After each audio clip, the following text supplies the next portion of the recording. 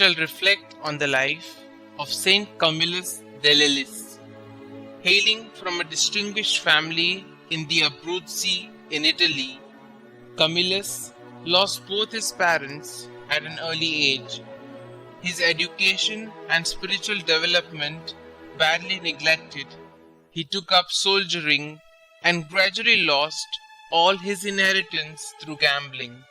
Incurable abscesses developed on his feet, compelling him to give up military life and seek employment in a hospital. But his quarrelsome disposition and uncontrollable passion for gambling soon got him the sack.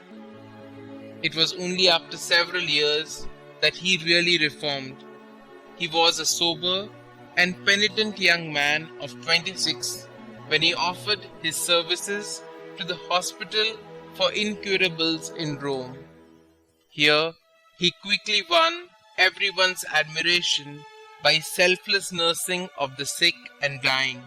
Shortly, his conspicuous prudence and piety led to his being made head of the institution. At the age of 32, with Saint Philip Neri as his spiritual director, he took up the study of Latin so as to be better able to serve his charges, and 2 years later was ordained priest by the Welsh bishop Thomas Goldwell, then living in Rome, the last survivor of the Old English hierarchy. Camillus founded a confraternity of laymen devoted to serving the sick as a religious vocation, and this developed into what came to be called ministers of the sick, or the fathers of the good death, or simply Camillians. Camillus continued to be afflicted by his old infirmity throughout 46 years, and this, with 4 other disabilities, turned his life into one of continued suffering.